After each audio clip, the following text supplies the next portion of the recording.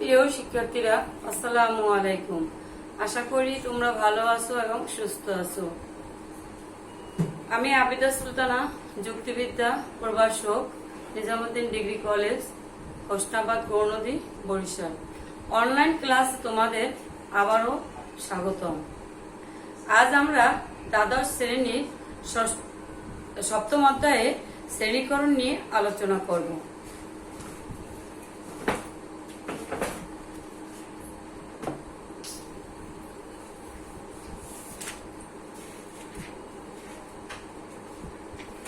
শ্রেণীকরণ সম্পর্কে জানতে হলে প্রথমে আমাদের জানতে হবে শ্রেণীকরণ কি এবং কোথা থেকে এসেছে। আমরা প্রকৃতিতে বস্তুসমূহ ও ঘটনাবলী বিচ্ছিন্নভাবে অবস্থান করতে দেখি। এখানে ঘটনাবলী এতই এলোমেলো অবস্থায় থাকতে দেখা যায়, তাদের মধ্যে শৃঙ্খলতা আছে বলে মনে হয় না। তাই প্রকৃতি ভালো করে জানার জন্য, বোঝার জন্য আমরা প্রকৃতি অবস্থিত বস্তু ঘটনাবলীর মধ্যে সাদৃশ্য বৈসাদৃশ্য লক্ষ্য করে তাদের বিভিন্ন শ্রেণীতে বিভক্ত করে থাকি। এই প্রক্রিয়াকে আমরা সাধারণভাবে শ্রেণীকরণ বলি। শ্রেণীকরণের প্রকৃতি। শ্রেণীকরণের প্রকৃতি সম্পর্কে যুক্তিবিদ কালভেট্রিক বলেন, কোন বিশেষ উদ্দেশ্য সাধনের জন্য বস্তুসমূহ বা ঘটনাবলীর মধ্যে সাদৃশ্য বৈসাদৃশ্য লক্ষ্য করে তাদের একত্রে সন্নিবেশ করার একটি মানসিক প্রক্রিয়া। শ্রেণীকরণ এক ধরনের মানসিক প্রক্রিয়া। এখানে আমরা বিশেষ কোনো উদ্দেশ্য নিয়ে মৌলিক সাদৃশ্যের ভিত্তিতে বিভিন্ন বস্তু পরস্পর সংযুক্ত করি, তাদের একটি শ্রেণীতে অন্তর্ভুক্ত করি। আমরা কতগুলো সদৃশ্য নিম্নতর শ্রেণী এবং উচ্চতর শ্রেণীতে বিন্যস্ত করে থাকি। উদাহরণস্বরূপ, জ্ঞান অর্জনের উদ্দেশ্যে নিয়ে মানুষের সাথে গরু, ছাগল, বিড়াল, কুকুর ইত্যাদি প্রজাতির স্নায়ুতন্ত্র, ইন্দ্রিয় শক্তি, শ্বাস ক্রিয়া, হজম ক্রিয়া, মাংসপেশি, রক্ত সঞ্চালন, চেতনা, অনুভূতি ইত্যাদি গুরুত্বপূর্ণ বিষয় সাদৃশ্য লক্ষ্য করে আমরা মানুষের অন্যান্য প্রজাতির সাথে একত্রিতকরণ করে প্রাণী জাতির অন্তর্ভুক্ত করে থাকি। সুতরাং এই প্রক্রিয়াটাই হচ্ছে আমাদের শ্রেণীকরণ। শ্রেণীকরণের বৈশিষ্ট্য। শ্রেণীকরণের বৈশিষ্ট্য 1 নম্বরে হলো শ্রেণীকরণ এক ধরনের বিন্যাসকরণ।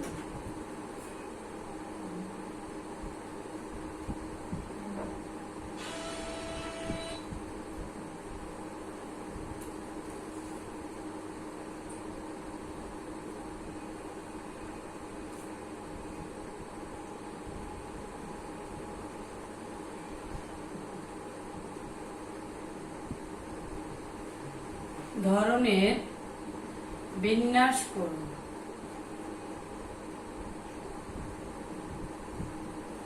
কিভাবে শ্রেণীকরণ এক ধরনের বিন্যাসকরণ হয়? আমরা প্রকৃতির বস্তু বা ঘটনাবলীর মধ্যে বিচ্ছিন্নভাবে অবস্থান করতে দেখি। এখানে বিশেষ কোনো বস্তুর জন্য বিশেষ কোনো স্থান নির্ধারিত থাকে না। তাছাড়া প্রকৃতির ঘটনাবলী এতই এলোমেলো অবস্থায় থাকতে দেখা যায়, তাদের মধ্যে কোনো শৃঙ্খলতা বলে মনে হয় না। তাই এই প্রকৃতি ভালোভাবে জানা এবং বোঝার জন্য শ্রেণীকরণের মাধ্যমে বিচ্ছিন্ন বস্তু ঘটনাবলী তাদের মধ্যে সাদৃশ্য এবং বৈসাদৃশ্য লক্ষ্য করে আমরা শ্রেণীতে বিন্যস্ত করে থাকি। 2, শ্রেণীকরণ হলো বস্তু বা ঘটনার মানসিক সন্নিবেশকরণ।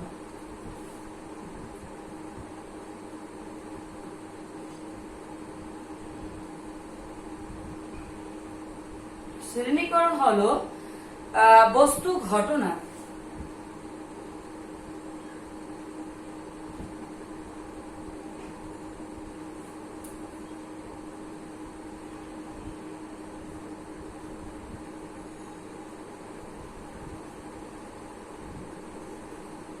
মানসিক সন্নিবেশকরণ।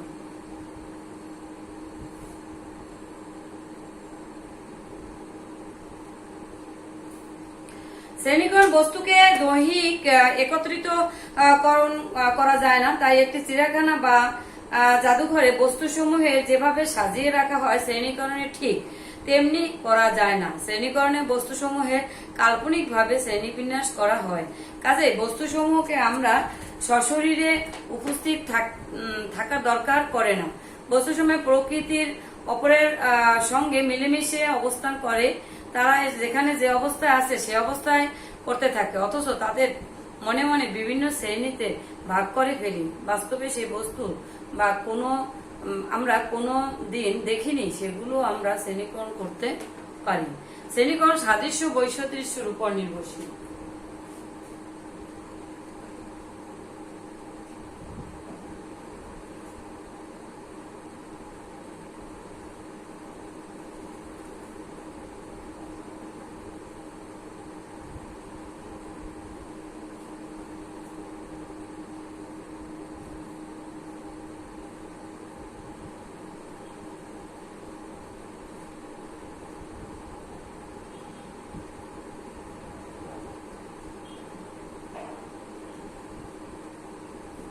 সাদৃশ্য বৈসাদৃশ্যের উপর নির্ভরশীল। শ্রেণীকরণ হচ্ছে সাদৃশ্য বৈসাদৃশ্য। শ্রেণীকরণের সময় আমরা যে সব বস্তু বা ঘটনার মধ্যে সাদৃশ্য খুঁজে পাই তাদের এক শ্রেণীতে বিন্যস্ত করি, আবার যেসব বস্তু বা ঘটনায় আমরা বৈসাদৃশ্য লক্ষ্য করি তাদেরকে আমরা এক শ্রেণীতে বিন্যস্ত করি। যেমন পায়ের সংখ্যার ভিত্তিতে আমরা প্রাণী জগৎকে বিভিন্ন শ্রেণীতে বিন্যস্ত করতে পারি। যেমন 2 পা বিশিষ্ট যারা, তাদেরকে আমরা দ্বিপদী বলি, এবং বৈসাদৃশ্য কিছু প্রাণী পায়ের সংখ্যার দিক থেকে বৈসাদৃশ্য রয়েছে, যাদের দুই পা অথচ 4 পা আছে বা বহু পা আছে, তাদের যথাক্রমে দ্বিপদী, চতুষ্পদী এবং বহুপদী ভাগে আমরা বিভক্ত করতে পারি বা শ্রেণীতে বিন্যস্ত করতে পারি। শ্রেণীকরণ বিশেষ কোনো উদ্দেশ্য সাধন করে। 4,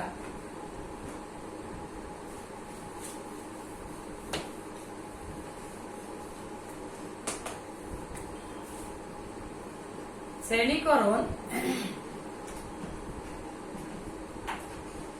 বিশেষ কোনো উদ্দেশ্য সাধন করে। আমরা বিশেষ কোনো উদ্দেশ্য চরিতার্থ করবার জন্য শ্রেণীকরণ করি। বস্তু বা ঘটনাকে সবসময় একই শ্রেণীতে ভাগ করা যায় না, আমাদের মধ্যে উদ্দেশ্য ভিন্নতা আছে, তাই তাদেরকে এক এক সময় এক এক শ্রেণীতে আমরা বিভক্ত করে থাকি। সাধারণভাবে আমাদের একে 2 ভাগে ভাগ করা যায়, সাধারণ উদ্দেশ্য এবং বিশেষ উদ্দেশ্য। জ্ঞান চর্চার জন্য সাধারণ উদ্দেশ্যকে সামনে রেখে একজন উদ্ভিদ বিজ্ঞানী প্রকৃতির গাছপালা বিভিন্ন শ্রেণীতে বিন্যস্ত করতে পারে। আবার কোনো ব্যবহারিক প্রয়োজনে সিদ্ধ করার জন্য একজন গ্রন্থকারের বইসমূহ বিভিন্নভাবে শ্রেণী বিন্যাস করতে পারে। এভাবে বিশেষ উদ্দেশ্য সাধনের মাধ্যমে আমরা শ্রেণীকরণ করতে পারি। শ্রেণীকরণ এক প্রকার ব্যাখ্যাকরণ।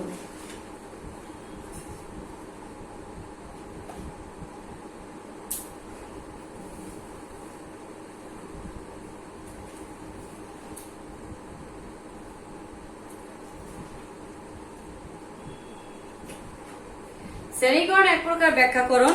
কোন একটি ঘটনা ব্যাখ্যা দেওয়ার অর্থ সেই ঘটনা অন্যান্য ঘটনার সাথে সংযুক্ত করা, কোনো একটি নিয়ম ব্যাখ্যা দেওয়ার মনে তাকে অপর কোনো ব্যাপক নিয়মের অধীনে আনায়ন করা, অর্থাৎ ব্যাখ্যা সংযুক্তিকরণ বা অন্তর্ভুক্তিকরণ।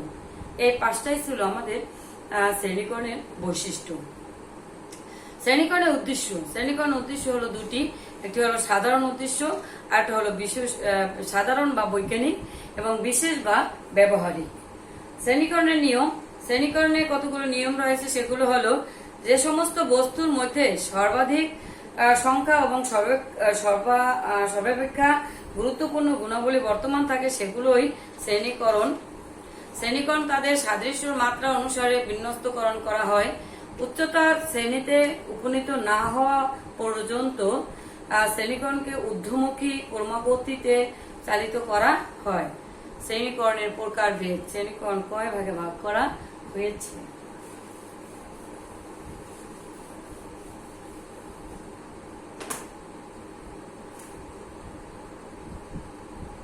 শ্রেণীকরণের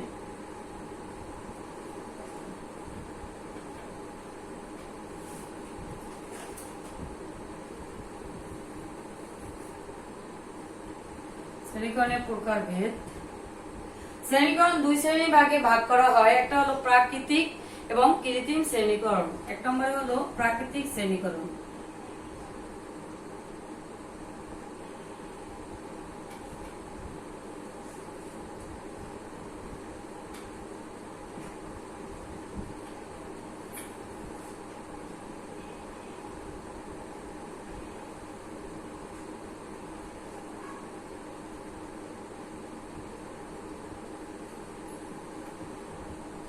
প্রাকৃতিক এবং কৃত্রিম শ্রেণীকরণ। এখন আমরা জানবো কিভাবে কৃত্রিম এবং প্রাকৃতিক শ্রেণীকরণ করা হয়। প্রাকৃতিক শ্রেণীকরণ যে শ্রেণীকরণে কোনো সাধারণ জ্ঞান অর্জনের উদ্দেশ্যে মৌলিক গুরুত্বপূর্ণ সাদৃশ্যের ভিত্তিতে বস্তুসমূহকে শ্রেণীবিন্যাস করা হয় তাকে প্রাকৃতিক শ্রেণীবিন্যাস বলে। যেমন শ্রেণীকরণের বৈজ্ঞানিক শ্রেণীকরণ বলা হয়, কেননা এই ধরনের শ্রেণীকরণের বিজ্ঞানের ক্ষেত্রে বেশি ব্যবহৃত হয়। এরূপ শ্রেণীকরণ সাধারণ শ্রেণীকরণ বলা হয়, কেননা এখানে আমাদের উদ্দেশ্য সাধনের জন্য বস্তু ঘটনাবলীর সম্পর্কে সাধারণ জ্ঞান অর্জন করা হয়। সাধারণ মানে হলো বৈজ্ঞানিক। এরূপ শ্রেণীকরণ বলা হয়, এগুলো মানুষের সৃষ্ট নয়, সেগুলো প্রকৃতিতে বস্তুর মধ্যেই বর্তমান। যেমন উদ্ভিদের প্রকৃতির সম্বন্ধে সাধারণ জ্ঞান অর্জনের উদ্দেশ্যে পুষ্পের উপস্থিতির উপর ভিত্তি করে নানান শ্রেণীতে উদ্ভিদকে সপুষ্পক শ্রেণীতে বিন্যস্ত করা হয়। কৃত্রিম শ্রেণীকরণ যে শ্রেণীকরণে কোনো বিশেষ উদ্দেশ্য সাধনের জন্য গুরুত্বহীন এবং বাহ্যিক সাদৃশ্যের ভিত্তিতে, গুরুত্বহীন এটা কিন্তু গুরুত্বপূর্ণ নয়, গুরুত্বহীন এবং বাহ্যিক সাদৃশ্যের ভিত্তিতে বস্তুসমূহের যে শ্রেণী বিন্যাস করা হয় তাকে কৃত্রিম শ্রেণীকরণ বলে। এইরূপ শ্রেণীকরণকে আবার আমরা বিশেষ শ্রেণীকরণ বলে থাকি বা ব্যবহারিক শ্রেণীকরণ বলে থাকি, কেননা বিশেষ শ্রেণীকরণ ব্যবহারিক প্রয়োজন মেটানোর জন্য মূল উদ্দেশ্য। এর প্রকার শ্রেণীকরণে কৃত্রিম শ্রেণীকরণ বলা হয়, কেননা এখানে বস্তুসমূহের মৌলিক সাদৃশ্যের বিষয়গুলো উপেক্ষা করে আমাদের মন গড়া কতগুলো অবান্তর বাহ্যিক সাদৃশ্যের ভিত্তিতে শ্রেণীবিন্যাস করা হয়। কোনো একটি বিশেষ ব্যবহারিক প্রয়োজন মেটানোর জন্য আকৃতি বা মূল্যের ভিত্তিতে গ্রন্থাগারে বৈষম্যকে বিভিন্ন শ্রেণীতে বিন্যস্ত করা হয়। এইটাই হলো আমাদের কৃত্রিম শ্রেণীকরণ, মানে মানুষের দ্বারা সৃষ্টি। আর প্রাকৃতিক শ্রেণীকরণ হলো সৃষ্টিকর্তা দ্বারা সৃষ্টি। এখন আমরা প্রিয় শিক্ষার্থীরা, তোমরা এখন দেখছো যে যেহেতু প্রাকৃতিক শ্রেণীকরণ এবং কৃত্রিম শ্রেণীকরণ এক জিনিস নয়, সেহেতু তাদের ভিতরে কিছু পার্থক্য রয়েছে। আমি এখন পার্থক্যটা লিখে দেব, তোমরা বাসা বসে সুন্দর করে উঠাইয়া তারপরে এটা পড়বা।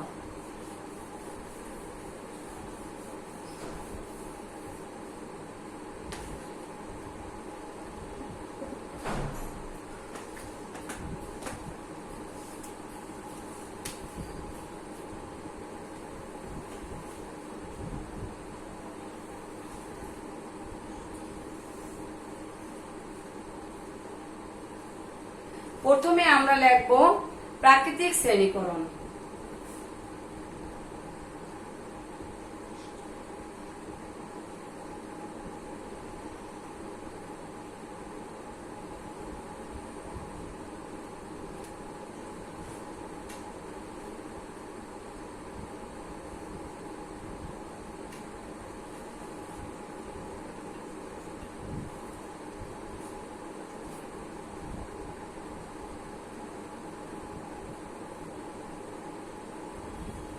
এখানে আমাদের তোমাদের পূর্বে আমরা যখন সরাসরি ক্লাস নিয়েছি তখন তোমাদের আগে থেকে একটা কথা বলা ছিল, পার্থক্য লেখার সময় আমরা ছক আকারে লিখবো এবং পার্থক্য লেখার আগে একটু ভূমিকা থাকবে। তারপর তোমরা পার্থক্যের সংজ্ঞাগুলো, প্রত্যেকটা পার্থক্যের সংজ্ঞা লিখবা। তাহলে 1 নম্বরে তোমরা সংজ্ঞা লিখবা। আমি এখানে সংজ্ঞাটা লিখিয়ে দিই, তোমরা সংজ্ঞা লিখে তারপর 2 নম্বর থেকে শুরু করবা। 1 নম্বরে সংজ্ঞা আমরা কিভাবে লেখছি, যে শ্রেণীকরণে কোনো সাধারণ জ্ঞান অর্জনের উদ্দেশ্যে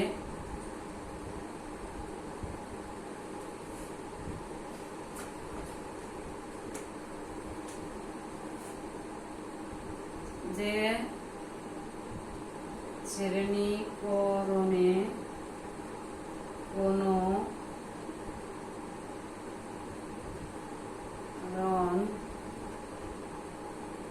জ্ঞান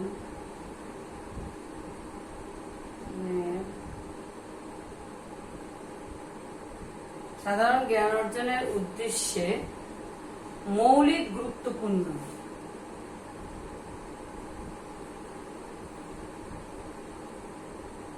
মৌলিক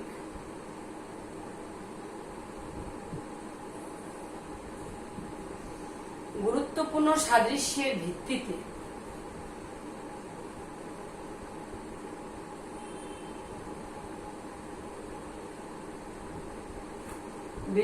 বস্তুসমূহের শ্রেণীবিন্যাস করা হয়।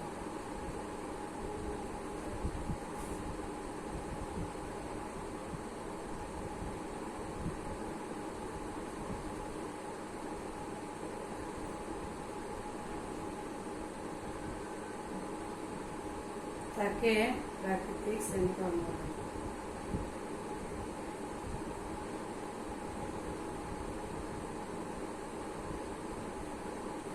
এক নম্বরে আমি লিখবো কৃত্রিম শ্রেণীকরণটা হলো যে শ্রেণীকরণে কোনো বিশেষ উদ্দেশ্য সাধনের জন্য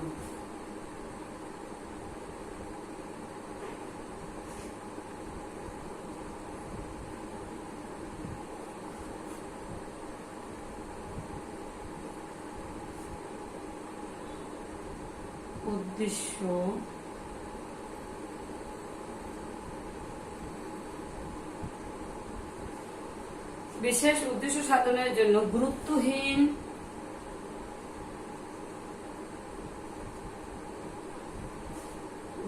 ও বাহ্যিক সাদৃশ্যের ভিত্তিতে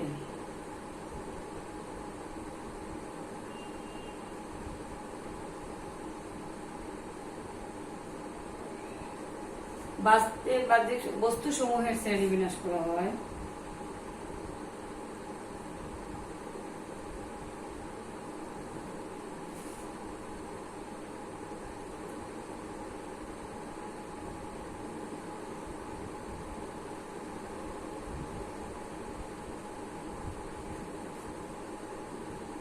তাকে কৃত্রিম শ্রেণীকরণ বলে। 2 নম্বরে আমরা লিখব প্রাকৃতিক শ্রেণীকরণ মৌলিক ও গুরুত্বপূর্ণ সাদৃশ্যের উপর নির্ভরশীল। প্রাকৃতিক শ্রেণীকরণ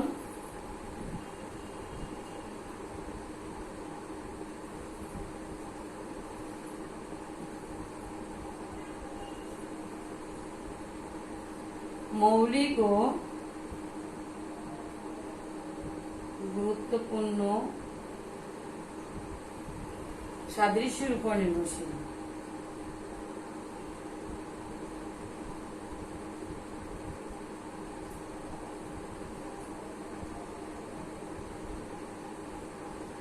নির্ভরশীল।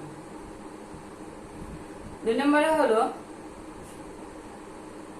প্রাকৃতিক শ্রেণীকরণ কৃত্রিম শ্রেণীকরণ অবান্তর ও বাহ্যিক সাদৃশ্যের উপর নির্ভরশীল। কৃত্রিম শ্রেণীকরণ অবান্তর ও বাহ্যিক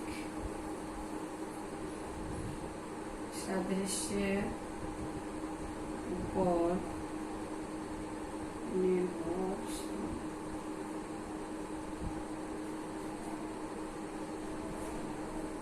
3 নম্বরে হলো প্রাকৃতিক শ্রেণীকরণ জনগণের সাধারণ উদ্দেশ্য পূরণ করে।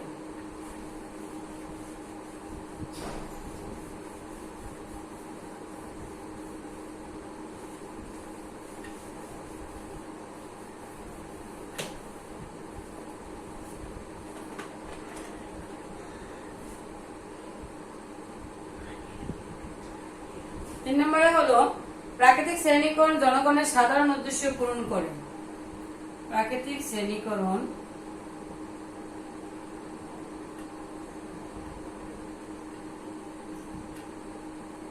জনগণের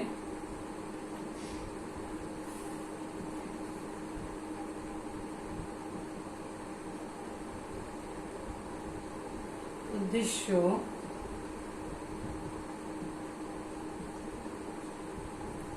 পূরণ করে। কৃত্রিম শ্রেণীকরণ বিশেষ বিশেষ উদ্দেশ্য পূরণ করে।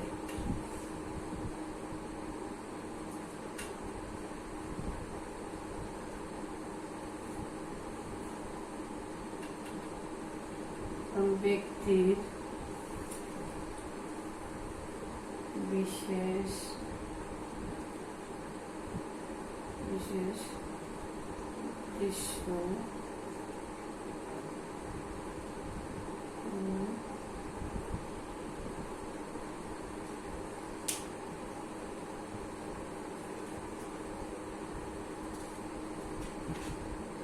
প্রাকৃতিক শ্রেণীকরণ নির্দিষ্ট সাদৃশ্যের বিষয়গুলো প্রকৃতিতে বর্তমান থাকে।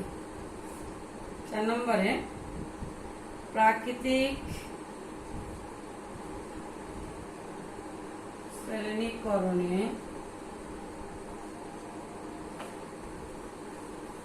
নির্দেশিত সাদৃশ্য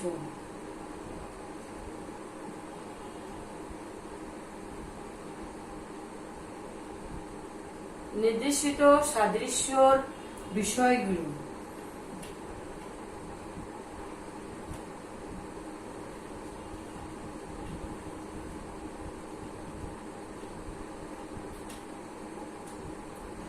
বিষয়গুলো প্রকৃতিতে বর্তমান থাকে।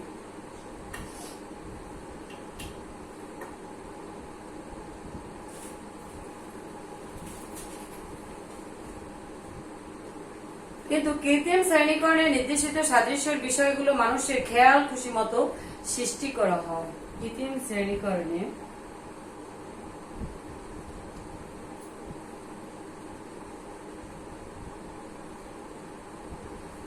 শ্রেণীকরণে নির্দেশিত সাদৃশ্য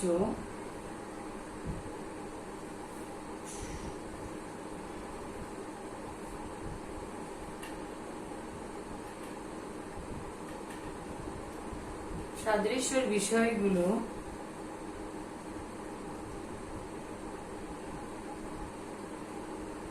মানুষের খেয়াল খুশি মতো সৃষ্টি করা হয়।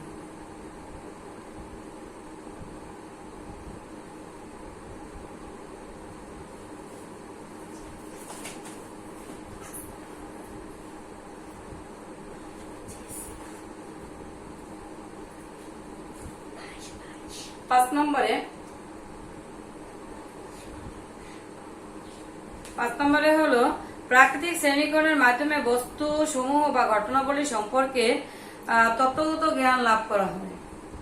প্রাকৃতিক শ্রেণীকরণ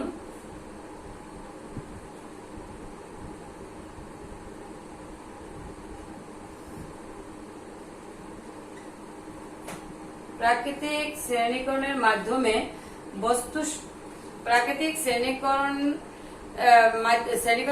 বস্তুসমূহ ঘটনাবলী সম্পর্কে তত্ত্বগত জ্ঞান লাভ করা হয়। মাধ্যমে বস্তুসমূহের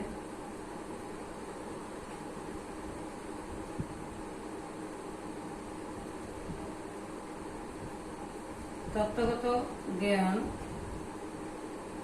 লাভ করা হয়। আর কৃত্রিম শ্রেণীকরণের মাধ্যমে আমরা কিছু ব্যবহারিক প্রয়োজন সাধিত হয়। কৃত্রিম শ্রেণীকরণের মাধ্যমে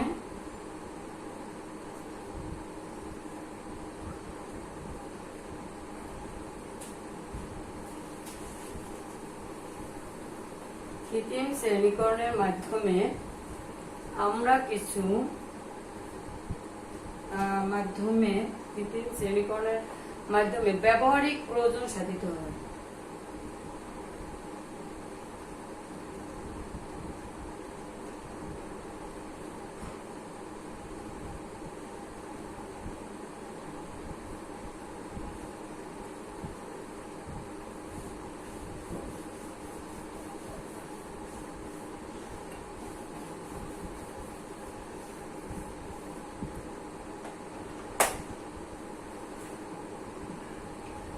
নম্বরে প্রাকৃতিক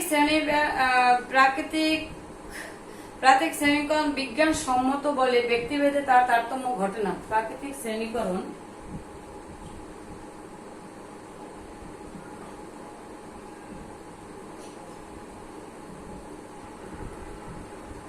শ্রেণীকরণ বিজ্ঞান সম্মত বলে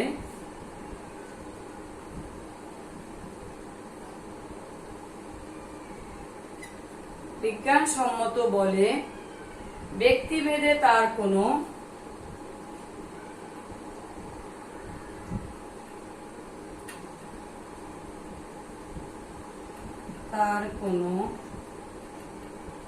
তারতম্য ঘটে না।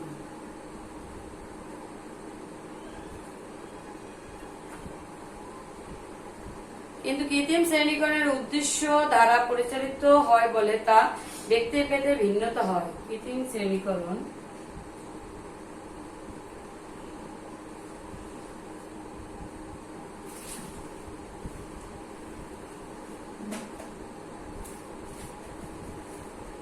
বিশেষ উদ্দেশ্য দ্বারা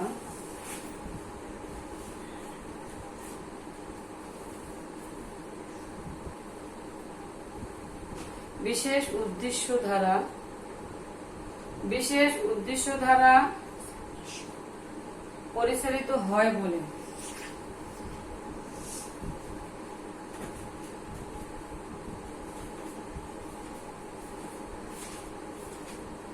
তা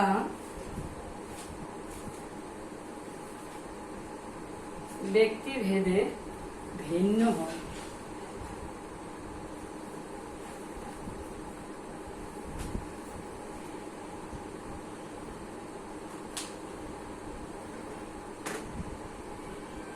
প্রিয় শিক্ষার্থীরা, তোমরা এভাবে কৃত্রিম শ্রেণীকরণ এবং প্রাকৃতিক শ্রেণীকরণের পার্থক্যগুলো তোমরা শেষ করবা এবং আমাদের শ্রেণীকরণের কিছু সীমাবদ্ধতা রয়েছে, সেগুলো আমরা আগামী ক্লাসে আলোচনা করব। তোমাদের সুস্বাস্থ্য কামনা করে আজ আমরা এ পর্যন্ত শেষ করব। তোমরা ভালো থাকো, সুস্থ থাকো, এ কামনা করে আজ বিদায়। আল্লাহ হাফেজ।